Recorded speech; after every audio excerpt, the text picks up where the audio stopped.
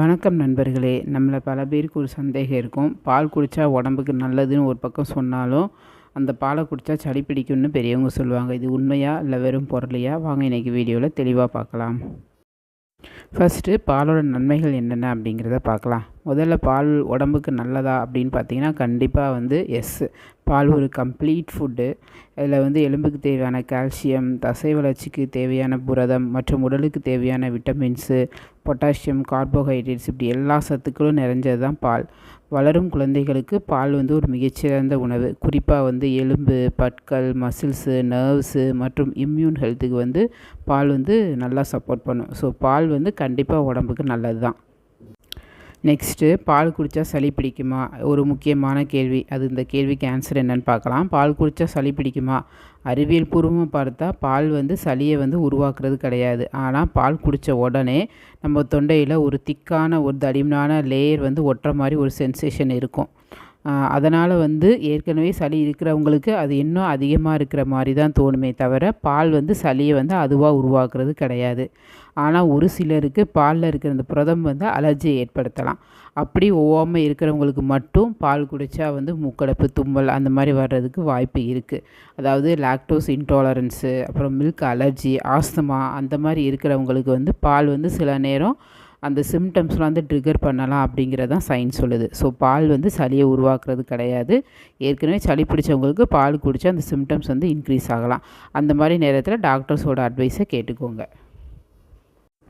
So அதே பாலை எப்படி குடித்தா நல்லாயிருக்கும் அப்படின்னு பார்த்தீங்கன்னா, சப்போஸ் உங்களுக்கு இப்போ சளி பிடிச்சிருக்கு அப்படின்னா, நீங்கள் அந்த பாலை வெறும் பாலை குடிக்க உங்களுக்கு ஒரு மாதிரி இருக்குது அப்படின்னா, அதில் ஒரு சிட்டிகை மஞ்சள் தூளும் கொஞ்சமாக மிளகுத்தூளும் கலந்து குடிக்கலாம். இது ஒரு சிறந்த ஆன்டிபயோட்டிக்காகவும் உங்களுக்கு செயல்படும். அதே நேரம் ஃப்ரிட்ஜில் வச்சு ரொம்ப சில்லான பாலை குடிக்காமல் வெதுவெதுப்பான சூட்டில் பாலை குடிச்சிங்கன்னா எப்போவுமே உடம்புக்கு ரொம்ப நல்லது. ஸோ முடிவாக சொல்லணும்னா, பால் சளியை உண்டாக்காது. ஆனால் உங்கள் உடம்புக்கு பால் ஒத்துக்கலைனா மட்டும் அதை நீங்கள் தவிர்க்கிறது ரொம்ப நல்லது.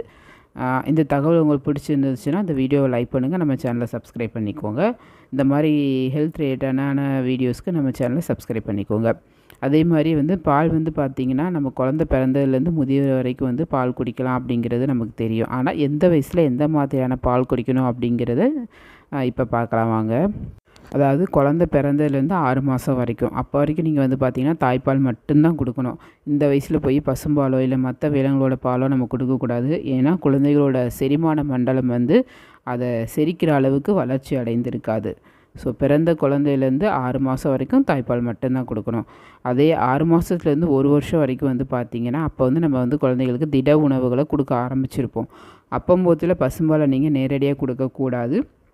ஏதாவது உணவில் கலந்து, அதாவது பருப்பு சாதத்துலேயோ இல்லை வேறு நீங்கள் என்ன சாப்பாடு கொடுக்குறீங்களோ அதில் ஒரு ஸ்பூன் மட்டும் கலந்து கொடுக்கலாம். 6 மாதத்துலேருந்து 1 வருஷம் வரைக்கும் மிக குறைவான அளவில் சாப்பாட்டில் கலந்து நீங்கள் கொடுக்கலாம். அப்போயும் நேரடியாக கொடுக்கக்கூடாது பசும்பாலை. அடுத்து 1 வயசுக்கு அப்புறம் பார்த்திங்கன்னா, நம்ம தாராளமாக பசும்பாலையோ பாக்கெட் பாலையோ கொடுக்க தொடங்கலாம். ஏன்னா 1 வயசு அப்படிங்கிறது குழந்தைகளோட அந்த சிறுநீரகம், அப்புறம் அந்த செரிமான உறுப்புகள் அதெல்லாம் இந்த நம்ம கொடுக்குற பசும்பாலை செரிக்கிறதுக்கான திறனையும் அதை கையாளத்தான திறனையும் பெற்றிருக்கும். அதாவது சிறுநீரகம், அதை செரிமான உறுப்புகள்லாம் கொஞ்சம் வளர்ச்சி அடைந்திருக்கும். அதனால் 1 வயசுக்கு பிறகு நம்ம பசும்பால் கொடுக்கலாம். எவ்வளோ கொடுக்கணும் அப்படின்னு பார்த்திங்கன்னா, ஒரு நாளைக்கு 350லேருந்து 500 ml வரைக்கும் நம்ம கொடுக்கலாம். இதே வளரும் குழந்தைகள் மற்றும் இளைஞர்கள் இருப்பாங்க இல்லையா, டீனேஜ், அந்த மாதிரி பிள்ளைங்களோட எலும்பு வளர்ச்சி மற்றும் தசை வலிமைக்கு பால் ரொம்ப முக்கியமாக தேவைப்படும். பெண் குழந்தைகளுக்கு பிற்காலத்தில் ஏற்படுற அந்த எலும்பு தேய்மானம், ஆஸ்டியோ ஆர்த்ரைட்டிஸ் சொல்கிறோம் இல்லையா, அதெல்லாம் தடுக்கிறதுக்கு பால் ஒரு மிகச்சிறந்த ஒரு உணவாக செயல்படுது. அதனால் அதை வளரும் குழந்தைகளுக்கு பால் நல்லா கொடுக்கலாம். அதே சமயம் ஏஜ் ஆனவங்க, முதியவர்கள் இருப்பாங்களே, அவங்களுக்கு பால் செரிமானம் ஆவதில் சிக்கல் இருக்குது. அதனால் அவங்களுக்கு பாலை நேரடியாக கொடுக்காம தயிராகவோ மோராகவோ நம்ம சேர்த்துக்கொள்வது சிறந்தது. ஸோ இந்த மாதிரி ஒவ்வொரு ஏஜுக்கும் பால் எப்படி கொடுக்கணும் அப்படிங்கிறத சயின்ஸ் சொல்லுது. இந்த மாதிரி பார்த்து நீங்கள் பால் குடித்து பயனடைஞ்சிருக்கலாம். 1 வயசுக்கு குறைவாக இருக்கிற குழந்தைகளுக்கு பசும்பால் கொடுப்பதால் அவங்களுக்கு இரத்த சோகை ஏற்பட வாய்ப்புள்ளது அப்படின்னு சொல்லி சயின்ஸ் சொல்லுது. அதனால் 1 வயசு வரைக்கும் காத்திருந்து அதுக்கப்புறம் பால் கொடுக்குறதா ரொம்ப நல்லது அப்படின்னு சொல்லி சயின்ஸ் சொல்லுது. ஸோ வீடியோ பிடிச்சதை மறக்காம நம்ம சேனலை சப்ஸ்கிரைப் பண்ணுங்கள். நன்றி, வணக்கம்.